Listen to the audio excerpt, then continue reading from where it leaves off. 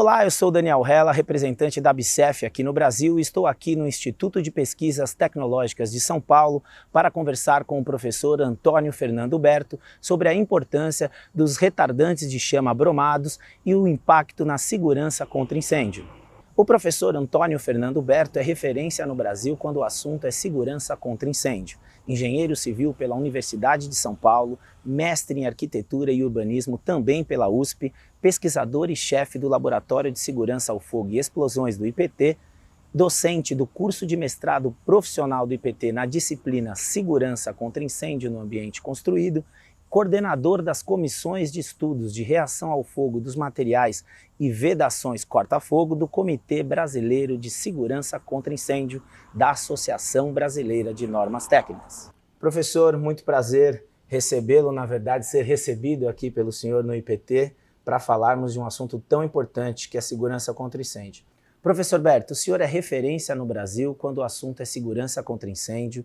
Você tem um grande número de artigos e participações em normas publicadas sobre o tema, além de ser coordenador das comissões de estudo da Associação Brasileira de Normas Técnicas, voltadas principalmente para a proteção contra incêndios.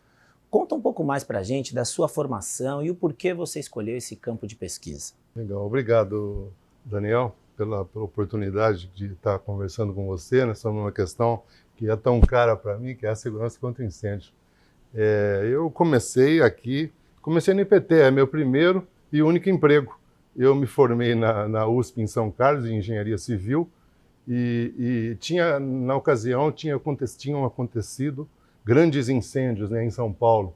O incêndio do edifício Andraus, com muitas mortes, depois famoso, né, terrível, né, depois ainda pior, o incêndio do edifício Joelma, que morreram quase 180 pessoas, um negócio que chocou o Brasil, né? Chamou atenção para o problema da segurança contra o incêndio.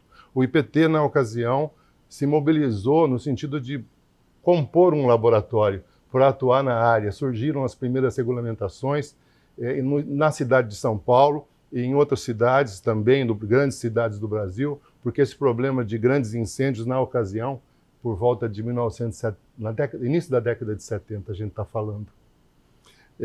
Muitos incêndios estavam acontecendo em Porto Alegre, Rio de Janeiro, então começaram a surgir regras, né? O poder público se viu na necessidade de estabelecer regras para garantir condições mínimas de segurança, não é? Ficou evidente que deixar para o projetista, enfim, o arquiteto, o engenheiro civil, a resolução, vamos dizer, natural da segurança contra incêndio, por estímulo próprio, não funcionava. Não funcionava no mundo, ainda não funciona.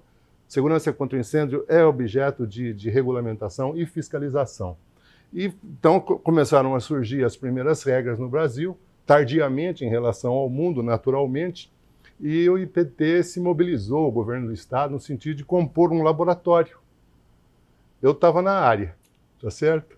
Me candidatei à vaga e motivado por essas grandes tragédias, impressionado por aquilo, achando que eu poderia, não é, ser um bom campo de atuação profissional, consegui a vaga e estou aqui desde então. São 45 anos. Depois eu me especializei naturalmente, né? A gente começou a estudar, eu fiz pós-graduação também na USP, também na área, então são todos esses anos dedicados a esse assunto. Tá certo. Recentemente, você coordenou um novo estudo aqui no Instituto de Pesquisas Tecnológicas do Estado de São Paulo, IPT, um estudo que incluiu testes em televisores brasileiros e norte-americanos e tem resultados impressionantes sobre a reação ao fogo de materiais poliméricos. Você pode compartilhar com a gente um resumo sobre a pesquisa e a sua importância para as normas de segurança contra incêndio? Claro, Daniel, foi um estudo comparativo, não é? A gente escolheu um modelo americano de televisor de LED, e um modelo equivalente brasileiro de mesma fabricação, ok? E fizemos a comparação considerando o risco de incêndio que esses televisores podem oferecer. Na verdade, a inspiração desse estudo, né, na verdade, foi uma tentativa de aprofundamento, né, voltado para conhecer o comportamento dos televisores brasileiros a partir de um estudo que foi feito nos Estados Unidos, na Southwest Research Institute. Eles fizeram lá um estudo comparando televisores brasileiros, televisores mexicanos e televisores americanos, considerando que os televisores brasileiros, a carcaça dos televisores brasileiros e dos televisores americanos não tinham retardante de chama, e que o televisor americano sim tinha a carcaça, não é? Que é a grande quantidade de material combustível incorporado a esses televisores de tela plana, né? Televisores de LED, grande parte do material combustível está localizado nessa carcaça, nessa envoltória do televisor. E a envoltória do televisor, né, tem proximidade com a entrada de energia, o circuito de corrente alternada que entra, alimenta o televisor. Então, a gente analisou sobre vários aspectos, comparando os televisores americanos e brasileiros, né? Tiramos desse estudo os televisores mexicanos, porque, considerando o bom desempenho do estudo que a gente tomou como referência do televisor americano e o mau desempenho do televisor brasileiro, a gente se satisfez em fazer essa comparação direta. Esse era o objetivo, destacar essas características, afinal, que aspectos, né, enfim, detalhes. O que leva, né? O que estava, por que, não é, o televisor brasileiro tinha um comportamento tão ruim, não é? E em relação aos americanos, que ficou evidente nesse estudo. Então, a gente fez diversos tipos de comparação. Primeiro, as características físicas eram iguais, identificamos o tipo de polímero da carcaça, era o mesmo. Identificamos a presença de retardantes de chama, né? No televisor americano tinha, né, um composto bromado, polibromado, no televisor brasileiro não.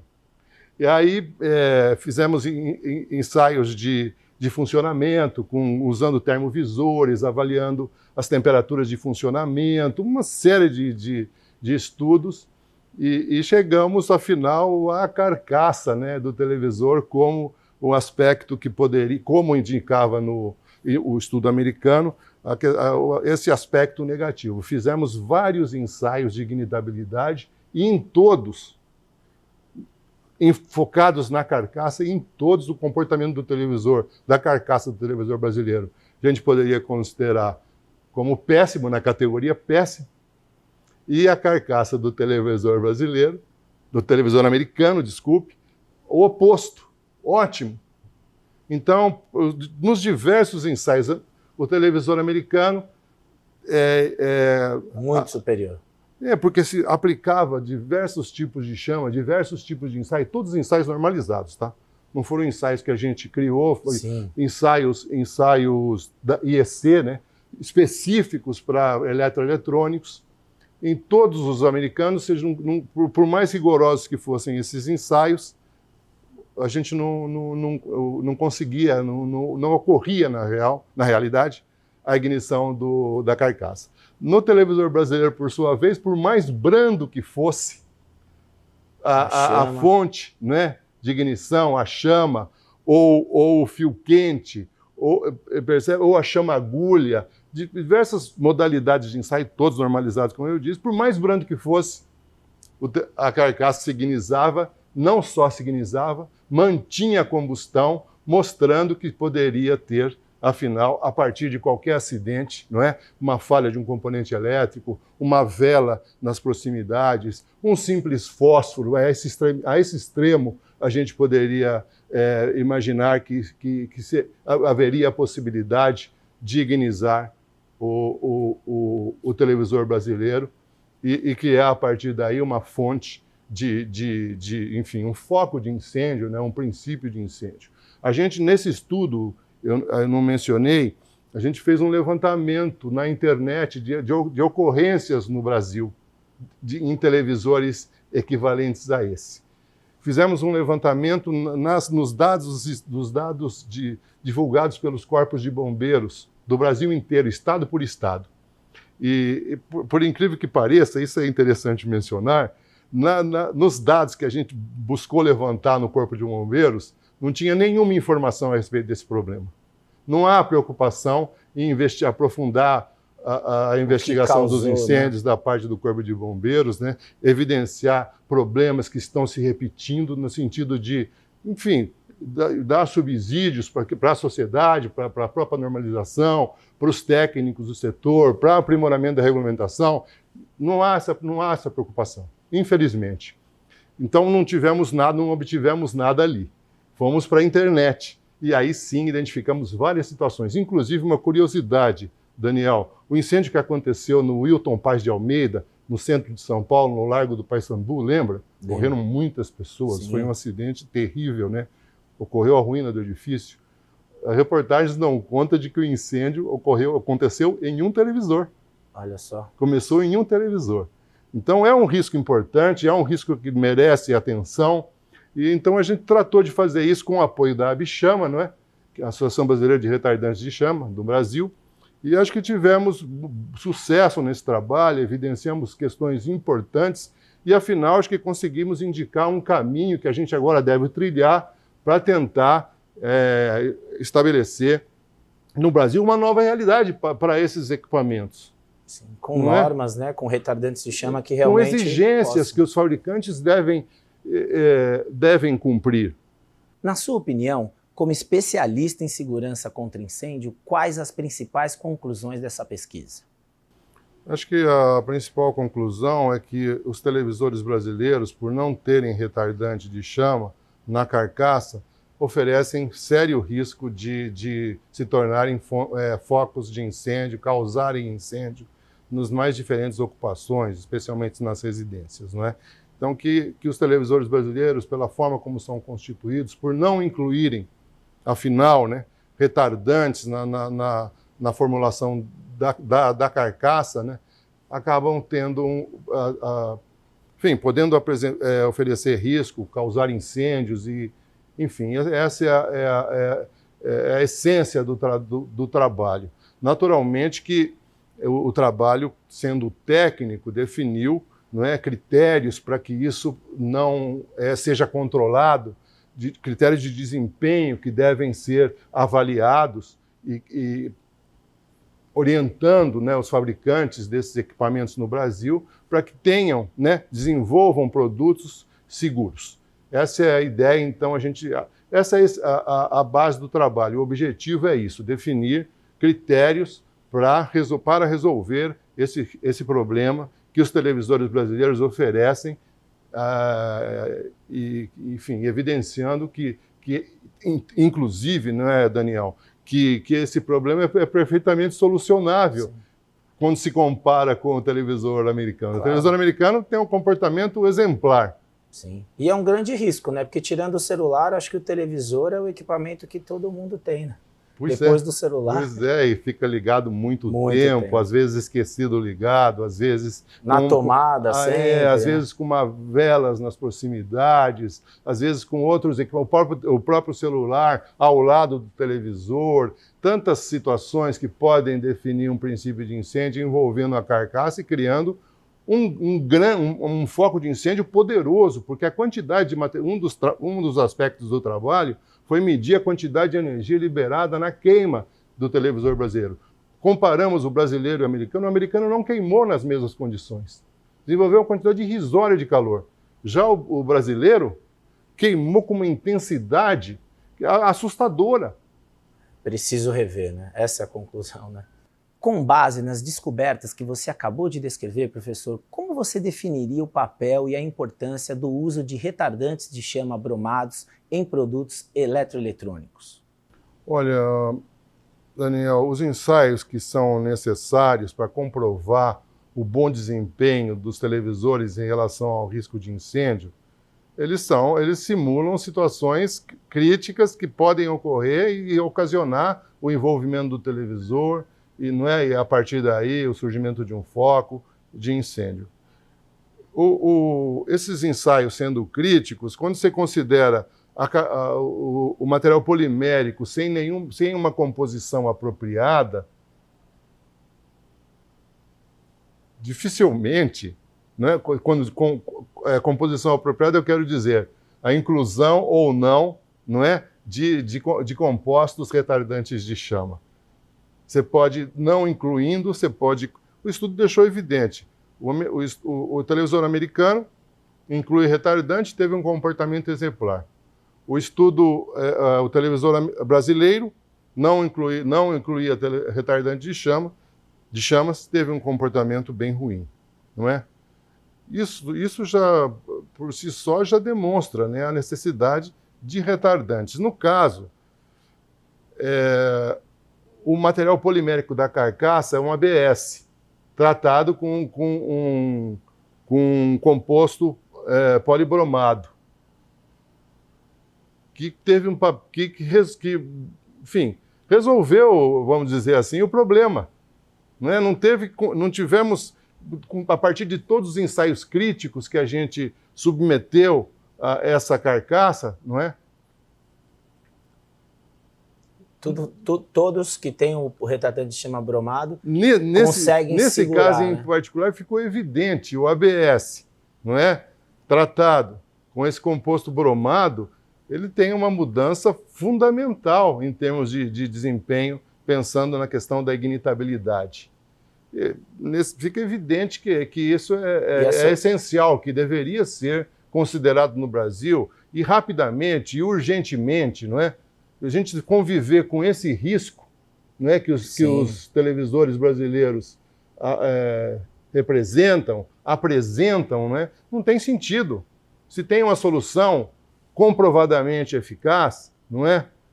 Por que não utilizá-lo? E é importante dizer que esses retardantes de chama podem ser utilizados em todos os produtos, sofá, colchão, em todo em outras situações, especialmente, né, em eletroeletrônicos, onde apresentam, inclusive, um risco intrínseco de surgimento de incêndio por conta de falhas de componentes elétricos, enfim, não é?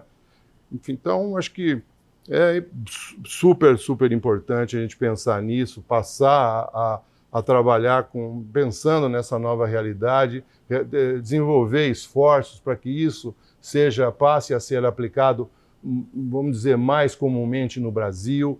Enfim, alguma coisa tem que ser feita. O que a gente não pode é continuar convivendo com essas situações de risco.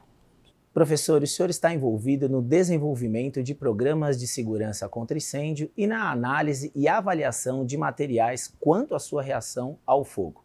Considerando sua longa experiência, quais são, na sua opinião, os principais desafios do Brasil para a implementação de políticas públicas nessa área? Olha, Daniel, a questão da segurança contra incêndio, como eu já falei, tem que ser objeto de regulamentação por parte do poder público e fiscalização também, não é? Para fazer cumprir as regras de atendimento compulsório, buscando atender objetivos. Os objetivos da segurança contra incêndio são diversos. Às vezes a gente pensa, segurança contra incêndio é proteção da vida humana, não apenas. É lógico que é a questão essencial, mas você tem a questão do meio ambiente, não é? Sim. Os incêndios representam uma grande ameaça ao meio ambiente, a continuidade das operações, os prejuízos diretos que o incêndio é capaz de proporcionar. Então, são objetivos diversos. E a regulamentação, no Brasil, ela está, apesar de se colocar como ou estabelecer objetivos amplos, não é? Que envolvem todos esses temas que eu te coloquei, o objetivo fundamental e a maior efetividade da aplicação da regulamentação está, eu diria, apenas em relação à proteção da vida humana.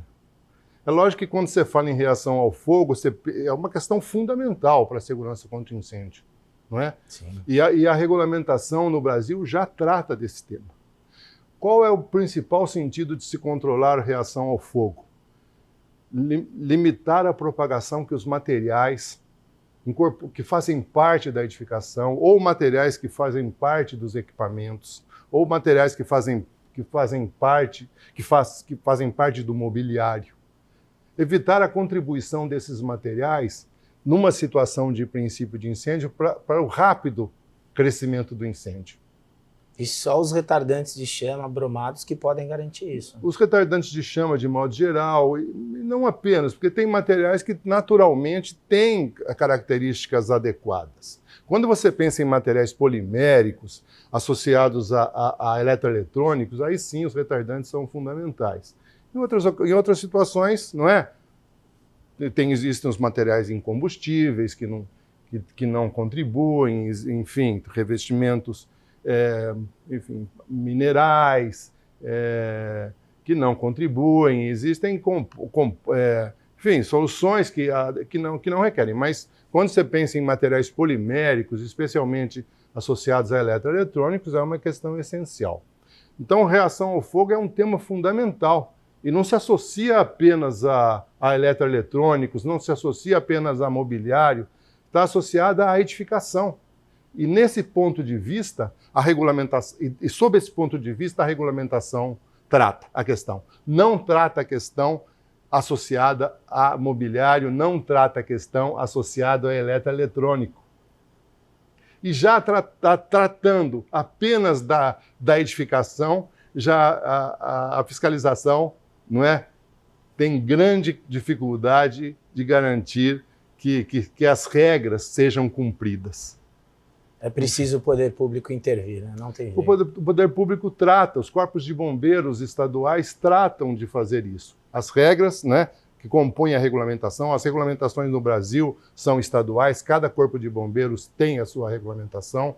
E essa parte de reação ao fogo, né, ela surgiu mais fortemente na regulamentação do Estado de São Paulo no início da década.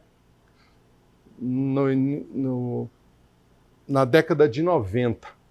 Pouco tempo. E ficou, não é, poxa, a aplicação restrita a São Paulo, alguns outros estados que eventualmente reconheceram a importância disso, até que aconteceu o incêndio terrível, a tragédia na Boate Kiss. Aí o comportamento dos materiais, enfim, a espuma de poliuretano que revestiu o palco e parte do palco, enfim, toda a área do palco que signizou a partir daquele foguetinho da gurizada fandangueira e provocou aquela tragédia, ficou evidente que o comportamento, a reação ao fogo daquele material era terrível, era horrível. E que não atendia às regras estabelecidas em algumas regulamentações, como a regulamentação de São Paulo. O Rio Grande do Sul não tinha essa regra ainda. Então, isso se chamou a atenção, o problema estava equacionado, estava explicado, a reação ao fogo dos materiais que compunham a edificação era fundamental. E aí passou-se, enfim, os diversos estados a adotar, como o Rio Grande do Sul adotou, Rio de Janeiro adotou, Minas Gerais adotou, e Espírito Santo adotou, praticamente todos os estados a partir das regras de São Paulo que o IPT havia ajudado a compor. A partir de muitos anos de trabalho, de pesquisa, criamos uma classificação, apresentamos essa classificação para o Corpo de Bombeiros de São Paulo, compôs essas regras, que ficou meio que no limbo até ficar evidente, por meio daquela tragédia, de que era fundamental, e o Brasil, então, afinal, abraçou isso. Mas se restringe à edificação. Agora a nossa batalha tem que ser em relação aos eletroeletrônicos, à melhoria do desempenho. E esse estudo do televisor, que a gente fez, comparativo, mostra isso. Nos Estados Unidos, eles já se preocuparam e já resolveram. Os fabricantes resolveram. Nesse caso, não precisa o poder público. Não é? Fica evidente, um fabricante, o estudo que a gente fez foi de um único fabricante. Comparamos. A conscientização dos fabricantes talvez seja mais importante. Fundamental. Eu fico me perguntando, não é, Daniel, por que o mesmo fabricante nos Estados Unidos incorpora retardantes de chama, conseguindo um resultado fabuloso, e para o mesmo televisor fabricado no Brasil não incorpora? Porque lá existe um respeito pelo consumidor que aqui não há. Porque aqui o consumidor não tem consciência, porque aqui não se faz estatística, não se divulga, não se estudam os casos de incêndio e se busca responsáveis por isso, porque nós vivemos nessa situação de impunidade em relação a essa questão. Então a população sem informação não tem nem condição de exigir o poder público não investigando incêndios, não se aprofundando, não evidencia o problema. Então nós temos a população desprotegida e uma situação que, enfim, os fabricantes não tomam a dianteira. Naturalmente, algum custo adicional isso implicaria, mas eu me preocupei com essa questão, eu questionei. Tá certo. O televisor ficaria muito mais caro por incorporar retardante de chama? Não ficaria. Não ficaria. Seria um custo plenamente absorvido na produção e representaria para os fabricantes um respeito que o consumidor brasileiro também merece. Também merece. O importante é que nós da ABCEF, da ABCHAMA e do IPT continuaremos trabalhando para isso mudar, não é verdade? Bom, o que depender do IPT e do meu trabalho, da minha luta por essa causa, a gente vamos chegar lá. Tá certo. Professor, muito obrigado pela sua participação. Um grande prazer estar Obrigado. aqui. Sucesso na jornada. Obrigado, Daniel. Obrigado pela oportunidade. Um abraço para todos. Valeu.